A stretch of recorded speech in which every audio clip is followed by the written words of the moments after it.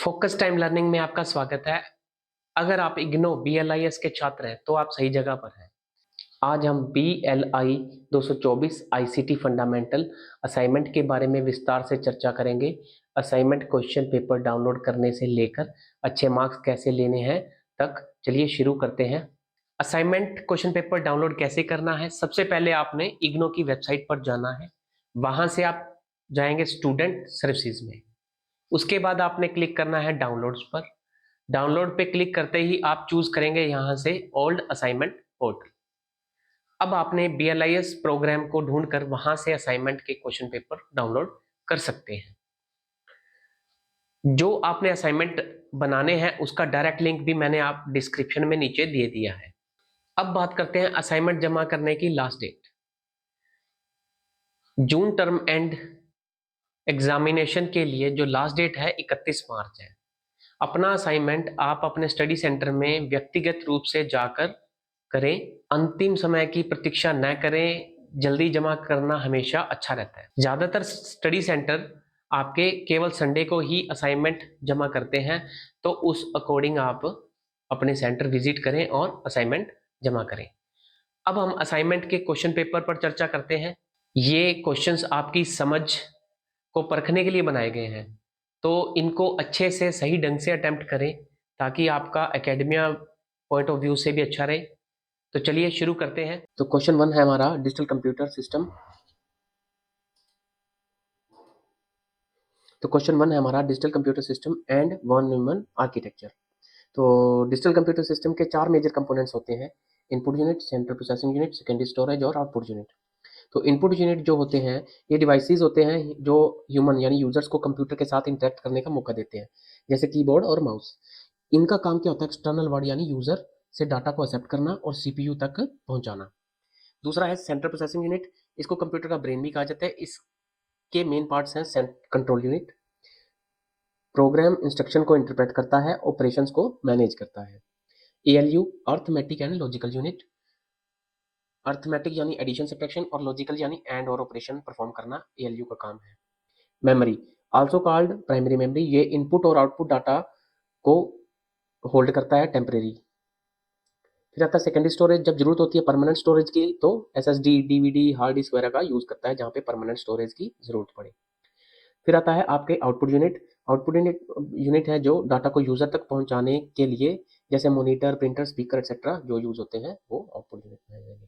नीचे डायग्राम बना हुआ है, ये प्रोसेसिंग बता रही है कि इनपुट डिवाइस कुछ भी आपने इनपुट किया A+B मेमोरी यूनिट में जाके इनपुट स्टोर हुई एक बार। फिर कंट्रोल यूनिट ने देखा कि क्या करने वाला है, उसको लगता है जैसे ऐड करने वाला, तो उसने ALU को बोला कि आपका काम आ गया है एडिशन का। तो एडिशन का काम करने के बाद वो मेमोरी यूनिट में रिजल्ट स्टोर कर देगा। कंट्रोल यूनिट को जैसे पता लगा कि रिजल्ट आ गया है तो वो आउटपुट डिवाइस तक पहुंचाएगा ताकि यूजर को अपना आउटपुट डिवाइस दिखा देगा। तो ये था वॉन न्यूमन आर्किटेक्चर, जिसमें CPU, मेमोरी और इनपुट आउटपुट सिस्टम के बीच इंटरकनेक्शन को एक्सप्लेन करता है। इस आर्किटेक्चर का मेन कंसेप्ट है कि डाटा और इंस्ट्रक्शन दोनों मेमोरी में स्टोर होते हैं।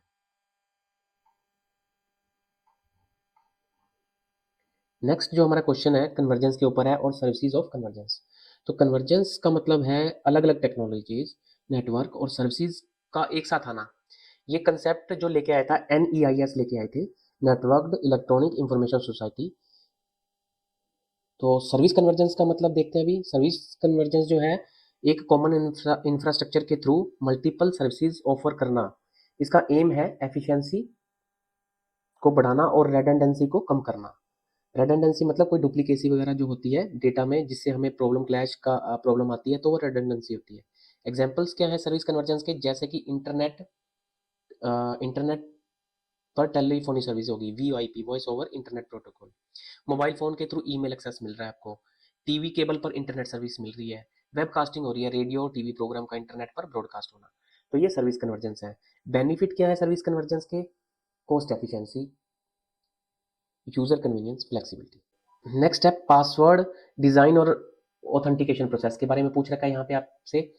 तो पासवर्ड डिजाइन और ऑथेंटिकेशन प्रोसेस सिस्टम की सिक्योरिटी में एक मेजर रोल प्ले करते हैं, क्योंकि स्ट्रॉन्ग पासवर्ड जो है अनऑथराइज्ड एक्सेस को प्रिवेंट करते हैं। अगर आप पासवर्ड अच्छा लगाएंगे, स्ट्रॉन्ग लगाएंगे, तो आपका कोई वो पासवर्ड क्रैक करना मुश्किल हो जाएगा उसके लिए और कर भी नहीं पाएगा। तो अफेक्टिव पासवर्ड डिजाइन गाइडलाइन क्या कहती हैं? अपर और लोअर केस लेटर का मिक्स यूज करो, नंबर्स और स्पेशल करेक्टर का भी यूज करें, कम से कम 8 से 12 करेक्टर्स की लेंथ हो, और कॉमन वर्ड या पर्सनल इंफॉर्मेशन अवॉइड करें। कि मेरे को पता है कि मेरा नाम कुलदीप है और मैं क्या करूँगा, कुलदीप एट 123 पासवर्ड दे दिया या मेरा बर्थ ईयर मिला लिया, तो उसके लिए क्रैक करना ईजी हो जाएगा। तो कुछ ऐसा कॉमन वर्ड्स या पर्सनल इंफॉर्मेशन अवॉइड करना चाहिए। ऑथेंटिकेशन प्रोसेस, जब एक यूजर पासवर्ड एंटर करता है तो सिस्टम एनक्रिप्टेड फॉर्म में उसे वेरीफाई करता है। तो स्टेप्स जो है ऑथेंटिकेशन प्रोसेस के, यूजर पासवर्ड एंटर करता है, पासवर्ड को सिस्टम एनक्रिप्ट करता है, फिर एनक्रिप्टेड पासवर्ड है स्टोर पासवर्ड के साथ कंपेयर किया जाता है, अगर मैच होता है तो एक्सेस अलाउ होता है कि आपका पासवर्ड सही है। फिर सिक्योरिटी मेजर क्या ले रखे हैं, जैसे कि पासवर्ड एक्सपायरी पॉलिसी, कि कुछ टाइम बाद आपका पासवर्ड एक्सपायर हो जाए तो आपको बदलना पड़े, फोर्सिबली कई बार आता भी होता है कि पासवर्ड चेंज कर दीजिए। Account lockout after multiple incorrect attempts, अगर मल्टीपल अटेम्प्ट्स हो चुके हैं, जैसे 3 या 5 से ज़्यादा अटेम्प्ट हो जाते हैं कई बार रॉन्ग पासवर्ड डाल के, तो अकाउंट लॉक आउट हो जाए। 2 फैक्टर ऑथेंटिकेशन होना चाहिए कि पासवर्ड भी लग जाए और फ़ोन पे ओटीपी भी आए। तो ये सिक्योरिटी मेजर लिए जा सकते हैं पासवर्ड डिज़ाइन और ऑथेंटिकेशन प्रोसेस के अंदर। नेक्स्ट है आपका सिंप्लेक्स कम्युनिकेशन। सिंप्लेक्स कम्युनिकेशन एक यूनिडायरेक्शनल कम्युनिकेशन है, सिस्टम है जहां डाटा सिर्फ एक डायरेक्शन में फ्लो करता है। इसका मतलब है कि एक तरफ से डाटा सेंड होता है पर वापस रेस्पॉन्स नहीं जाता। एक एग्जांपल से देखते हैं, टीवी ब्रॉडकास्टिंग होती है, आपके पास चैनल आ रहे हैं, डेटा आ रहा है जो भी चैनल का देखना चाह रहे हो, बट आप वहां से कुछ इनपुट नहीं कर सकते कि आप यहाँ से इसको ये करिए, इसको ये करिए, सिर्फ जो आ रहा है आपको वही देखना पड़ेगा। स्मोक अलार्म, अलार्म सिग्नल सिर्फ सेंड करता है, तो ये यूनिडायरेक्शनल है, ये नहीं कि वापस आ रहा हो आपके पास। रेडियो ट्रांसमिशन या फिर आप रिमोट से जो चलाते हैं, ये यूनिडायरेक्शनल है आपका। एडवांटेज क्या है सिंपलेक्स कम्युनिकेशन के, सिंपल रहता है और कॉस्ट इफेक्टिव सेटअप है, और डाटा ट्रांसमिशन है जो फास्ट हो जाएगा, क्योंकि आमने सामने से कोई चीज़ आने वाली नहीं है, तो एक तरफ से जाने जाने का ही पाथवे बना हुआ है, तो वो सिंपलेक्स कम्युनिकेशन रहता है। डिसएडवांटेज क्या है, कोई फीडबैक नहीं होती या कोई एक्नॉलेजमेंट नहीं होती, फॉल्ट डिटेक्शन भी मुश्किल रहती है इसके अंदर, तो ये इसके अंदर कमियां हैं। आगे हम बात करते हैं आरएफआईडी की, रेडियो फ्रीक्वेंसी आइडेंटिफिकेशन। आरएफआईडी एक एडवांस्ड आइडेंटिफिकेशन टेक्नोलॉजी है जो रेडियो वेव्स का यूज करके ऑब्जेक्ट्स को आइडेंटिफाई करता है। लाइब्रेरीज में जैसे सप्लाई चेन और हेल्थ केयर में इसका ज़्यादा यूज होता है।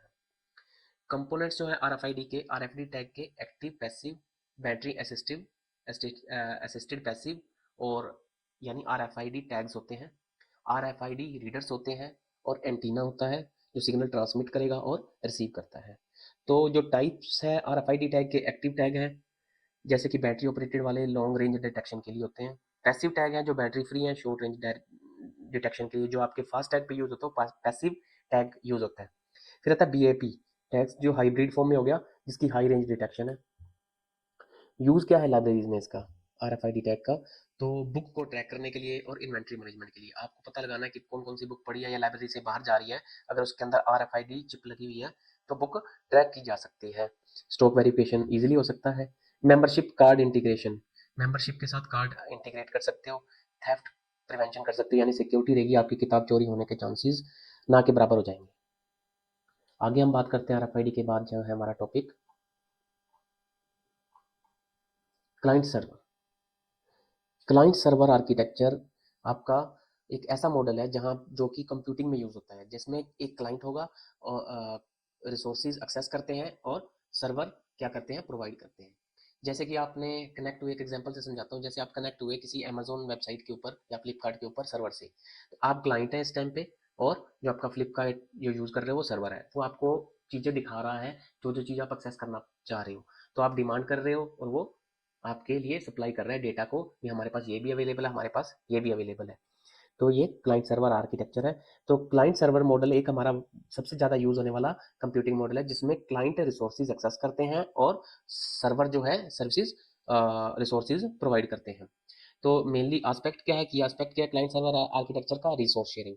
क्लाइंट सर्वर से डाटा और एप्लीकेशन एक्सेस करते हैं, सिक्योरिटी रहती है, क्लाइंट जो सेंट्रलाइज सर्वर होएगा सेंसिटिव इंफॉर्मेशन वो प्रोटेक्ट कर रहेंगे। स्केलेबिलिटी, आप इसको एक्सपेंड भी इजीली कर सकते हो। और इसके बेनिफिट्स क्या है, सेंट्रलाइज डाटा मैनेजमेंट, एक सेंट्रलाइज जगह पे डाटा मैनेज रहेगा, सिक्योरिटी भी बढ़ जाएगी इसके अंदर, और मेंटेनेंस भी इजी है क्लाइंट सर्वर आर्किटेक्चर के अंदर। एग्जांपल के तौर पे फाइल का सर्वर बना दिया, वेब का सर्वर बना दिया, ईमेल सर्वर बना दिया, ये सभी क्या है आपके क्लाइंट सर्वर को फॉलो करते हैं। नेक्स्ट आता है multimedia story board. Story board क्या होता है? अभी स्टोरी बोर्ड एक विजुअल रिप्रेजेंटेशन है जिसमें मल्टीमीडिया प्रोजेक्ट्स की प्लानिंग और एग्जीक्यूशन को ईजी बनाता है। इससे डिजाइन और स्ट्रक्चर को विजुअलाइज करना आसान होता है। जैसे टाइप देखते हैं हम स्टोरी बोर्ड्स की, जैसे लीनियर सिक्वेंशियल फ्लो में हायरार्किकल टॉप डाउन नेविगेशन होती है, नॉन लीनियर जो है फ्री नेविगेशन होती है, कहीं से भी कहीं नेविगेट कर दिया, कंपोजिट होती है, कम्बिनेशन होती है मल्टीपल अप्रोचेज का। जो पर्पज रहता है स्टोरी बोर्ड का भी क्यों यूज किया जाता है? ऑर्गेनाइज और स्ट्रक्चर कंटेंट, कंटेंट को ऑर्गेनाइज करने के लिए और स्ट्रक्चर करने के लिए, कंटेंट को स्मूथ यूजर एक्सपीरियंस रहे, जो जो लाइब्रेरी के यूजर्स हैं उनको अच्छा एक्सपीरियंस रहे, और आइडेंटिफाई करना डिजाइन एरर्स अर्ली। नेक्स्ट हम बात करते हैं नेटवर्क टोपोलॉजीज के ऊपर। नेटवर्क क्या है? नेटवर्क का अरेंजमेंट के बारे में बात हो रही है। नेटवर्क टोपोलॉजी का मतलब है नेटवर्क डिवाइसेस का फिजिकल या लॉजिकल अरेंजमेंट कैसा है। टाइप्स पे बात करते हैं, जैसे कि बस। बस की फॉर्म में एक सिंगल सिंगल लाइन केबल डाली होगी, सेंट्रल केबल होगी, जिसमें सारे डिवाइसेस आपके उसी केबल के साथ अटैच होंगे। बट ये यूज करना सिंपल है, बट इसमें अगर मेन जो लाइन है ब्रोक हो गई तो सारे ही कंप्यूटर वर्क करना काम कर जाए, बंद हो जाएगा। रिंग टोपोलॉजी है, सर्कुलर फ्लो होता है, जैसे कि हमारी रिंग होती है गोल सी, वैसे सर्कुलर फ्लो होएगा, डाटा एक ही डायरेक्शन में फ्लो करता है। स्टार टोपोलॉजी, स्टार टोपोलॉजी में एक सेंट्रल हब होगा और सेंट्रल हब से सारी कंप्यूटर्स कनेक्ट होंगे। इसमें भी प्रॉब्लम हो जाएगी, मेंटेनेंस ईजी है, बट इसमें फेलियर क्या रहेगा कि अगर सेंट्रल हब गया तो सारे टोपोलॉजी बैठ गई, आपका पूरा नेटवर्क बैठ जाएगा। मैश टोपोलॉजी सबसे ज़्यादा रिलायबल है, बट इसमें ये कॉस्टली है, क्योंकि इसमें हर एक कंप्यूटर दूसरे कंप्यूटर से जुड़ा होता है।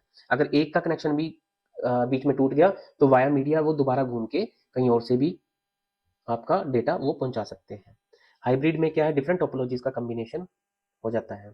तो जब टोपोलॉजी आप चूज करते हो भी कैसी टोपोलॉजी फॉलो करनी है, हमने अगर नेटवर्क बना रहे हैं तो हम उसका आप एनालिसिस कर सकते हो, परफॉर्मेंस देख के, कॉस्ट देख के और मेंटेनेंस के बेसिस पर आप डिसाइड कर सकते हो कि हमें कौन सी टोपोलॉजी फॉलो करनी है अगर नेटवर्क्स बनाना है हमें कंप्यूटर्स का। आगे बात करते हैं वेब सर्चिंग टूल। जो वेब सर्चिंग टूल है इनका यूज इंटरनेट पर इंफॉर्मेशन फाइंड करने के लिए किया जाता है। जो वेब सर्च टूल है जैसे कि सर्च डायरेक्टरीज, ये क्या है? ह्यूमन क्रिएटेड डाटाबेसेस है, जैसे कि याहू और याहू डायरेक्टरी होगी। सर्च इंजन हो गया जैसे ऑटोमेटेड इंडेक्सर, ये गूगल और बिंग इसका एग्जांपल है। मेटा सर्च इंजन है कंबाइंड रिजल्ट देने के लिए, वो है डॉगपाइल। तो ये सर्च टेक्नोलॉजी टेक्निक कैसे यूज करते हैं, कौन कौन सी होती हैं, उसके बारे में बात करते हैं। बुलियन सर्च, जिसमें एंड और नॉट ऑपरेटर का यूज किया जाता है। फ्रेज सर्च, एग्जैक्ट फ्रेज को कोटेशन मार्क में यूज करना होता है। वाइल्ड कार्ड सर्च, जिसमें पार्शियल वर्ड सर्च के लिए यूज किए जाते हैं, स्टार या सिंबल क्वेश्चन मार्क इस तरह से यूज किए जाते हैं। ये सर्च टेक्निक का इस्तेमाल किया जाता है इसके अंदर। आगे हम बात करते हैं उबंटू फाइल सिस्टम की। उबंटू एक लाइनक्स बेस्ड ऑपरेटिंग सिस्टम है जिसमें फाइल्स और डायरेक्टरी का एक ऑर्गेनाइज स्ट्रक्चर होता है। जैसे कि आपकी boot directory, boot related files होंगी, यानी जो कंप्यूटर ऑन किया और कंप्यूटर ऑन होने से आपके चलने तक एग्जैक्टली जो प्रोसेस होता है वो बूटिंग प्रोसेस होता है। होम यूजर स्पेसिफिक फाइल्स के लिए होता है। ईटीसी सिस्टम कॉन्फ़िगरेशन फाइल्स के लिए होता है। मीडिया यानी एक्सटर्नल डिवाइसेस का अटैच करने के लिए होता है। और यूजर जो है आपका यूजर एक्सेसिबल प्रोग्राम होता है। फाइल सिस्टम कमांड्स जो है एलएस लिस्ट फाइल करने के लिए, सीडी है चेंज डायरेक्टरी के लिए, सीपी है आपकी कॉपी के लिए, और सीएच मोड है चेंज परमिशन के लिए। आगे है हमारा बारकोड रीडर। बारकोड रीडर क्या होते हैं? आपने कहीं अगर इजी डे या फिर रिलायंस स्मार्ट पे जाते हैं, वहाँ पे एक बारकोड गन लगी होती है कंप्यूटर के अंदर, वो बारकोड से प्रोडक्ट को स्कैन करते हैं, उसका रेट लिखा जाता है और बिल बनता रहता है। तो इससे क्या है, काम आसान हो रहे हैं। तो बारकोड रीडर क्या है? टाइप अपने लाइब्रेरीज में भी इसका काफ़ी ज़्यादा यूज़ है। अगर ज़्यादा सॉफ्टवेयर का अगर यूज़ हो रहा है तो बारकोड रीडर का भी यूज़ होता होगा। ठीक है जी। तो बारकोड होता क्या है? बारकोड रीडर, बारकोड रीडर एक इनपुट डिवाइस है जो प्रिंटेड बारकोड को रीड करता है और उन्हें मशीन रीडेबल फॉर्म में कन्वर्ट करता है। बारकोड के थ्रू डाटा रिट्रीवल फास्ट होता है और एक्यूरेट एकदम सही होता है। कंपोनेंट्स क्या रहते हैं इसके अंदर? लाइट सोर्स रहता है, लेंस होता है, लाइट सेंसर होता है और डिकोडर होता है, जो कि आपके इलेक्ट्रिक सिग्नल को रीडेबल डाटा में कन्वर्ट करता है। जो टाइप्स है बारकोड रीडर की, जैसे कि pen reader, laser scanner, CCD LED, camera based readers. ठीक है, डिफरेंस क्या है एलईडी और लेजर पेन रीडर में? एलईडी रीडर्स क्या है? एमिटेड एम्बियंट लाइट को मेजर करते हैं, जबकि लेजर और पेन रीडर रिफ्लेक्टेड लाइट्स को मेजर करते हैं। स्लाइड शो को रन करने के लिए क्या आप कर सकते हैं? ठीक है, तो स्लाइड शो को रन करने के लिए सिंपल सा स्टेप है, स्लाइड शो में जाओ और रन कर दो। तो डिटेल में देखते हैं, जैसे लिब्रे ऑफिस का आपके यूज़ हो रहा है BLI 224 में, तो लिब्रे ऑफिस का ही मैंने एग्जांपल दिया। इसके अंदर लिब्रे ऑफिस में इंप्रेस यूज़ होता है, में स्लाइड शो चलाने का स्टेप्स है आपका मेन्यू बार से। मेन्यू बार में सबसे पहले आपने चूज़ करना स्लाइड शो, फिर स्टार्ट फ्रॉम फर्स्ट स्लाइड। आपने फिर पहली स्लाइड पे स्टार्ट चूज करना है। प्रेजेंटेशन टूल बार से अगर यूज करते हो, वहां से भी आप फर्स्ट स्लाइड आइकन चूज करेंगे तो डिस्प्ले हो जाएगी। और कीबोर्ड से अगर दबा रहे हैं F5 तो भी आपकी वो स्लाइड शो स्टार्ट हो जाएगा। उसके बाद नेविगेट करने के लिए ऑटोमेटिकली भी उसको सेट कर सकते हो, टाइम सेट कर सकते हो, इतने टाइम बाद ऑटोमेटिकली 5 सेकंड बाद 10 सेकंड बाद अपने आप स्लाइड चेंज हो। या फिर मैनुअल का भी ऑप्शन है कि माउस क्लिक पे चले, एरो पे चले, या फिर स्पेस बार का यूज करके। उसके बाद कंटेक्स्ट मेन्यू का भी यूज कर सकते हो, राइट क्लिक किया और नेविगेट ऑप्शन पर जाकर आप चूज कर सकते हो नेक्स्ट स्लाइड। एग्जिट करने के लिए आप एस्केप दबाएंगे। नेक्स्ट आता है विजेट्स। विजेट्स क्या है? आपके छोटे प्रोग्रामिंग कोड होते हैं जो वेब पेजेस को और डेस्कटॉप को, ब्लॉग्स को या सोशल नेटवर्किंग पर यूज किए जाते हैं। ये वेब 2.0 का एक पार्ट होते हैं। फॉर्म्स से आपको और क्लियर हो जाएगा। ग्राफिक्स है, एनिमेटेड इमेजेस है, बैनर है, ये आपके विजेट्स हो गए। आपने अगर विंडो के ऊपर भी देखोगे तो कई बार होता है यहाँ पे आपके, यहाँ पे क्लॉक आ गया, ठीक है, घड़ी बन के आ गई, ये ऊपर फ्लोट करते रहते हैं आपके एप्लीकेशन के ऊपर, किसी भी के ऊपर, तो वो विजेट्स होते हैं आपके। गैजेट्स हो गए, हिट काउंटर या कैलेंडर वगैरह आता है। एंटरटेनमेंट के लिए टीवी लिस्टिंग्स आती है ऊपर, ये टीवी में ये प्रोग्राम है। गेम्स के ऊपर आपका स्कोर आता रहता है, ये विजेट्स के थ्रू दिखाया जाता है। सोशल मीडिया में आपका सोशल मीडिया लिंक दिखा सकते हो आप। ऑडियो विजुअल में डायरेक्ट वीडियो स्ट्रीमिंग दिखाते हो, तो ये सारे विजेट्स के फॉर्म। इस पीडीएफ को आप नीचे डिस्क्रिप्शन में जाकर आप डाउनलोड कर सकते हैं। हाई स्कोरिंग के लिए कुछ जरूरी टिप्स। प्रश्न पत्र को समझकर अपने शब्दों में उत्तर लिखें, सीधे कॉपी पेस्ट ना करें। सोल्ड पीडीएफ ना खरीदें। ट्यूटर को कॉपी पेस्ट पहचानने में देर नहीं लगती, इससे आपके मार्क्स कट सकते हैं। A4 साइज की शीट पर साफ सुथरी लिखावट में लिखें और मार्जिन जरूर छोड़ें ताकि वो मार्क्स नोट कर सके इजीली और उनको देखने में टोटलिंग में आसानी रहे। हर उत्तर को 3 भागों में बांटें, इंट्रोडक्शन, मेन पार्ट और कंक्लूजन। लंबे पैराग्राफ की बजाय बुलेट पॉइंट्स और हेडिंग का यूज करें। उत्तर ना ज्यादा छोटा रखें, ना ज्यादा लंबा रखें। इग्नो दिशा निर्देशों की वर्ड लिमिट का पालन जरूर करें। साफ और सुव्यवस्थित लिखावट में लिखें। कवर पेज में अपना name, enrolment number, course code और स्टडी सेंटर और सेशन की जानकारी जरूर दे दें। साफ और एक बार रीचेक कर लें। अगर वीडियो पसंद आया तो लाइक करें, शेयर करें और सब्सक्राइब करना ना भूलें। मिलते हैं अगले वीडियो में। Thank you.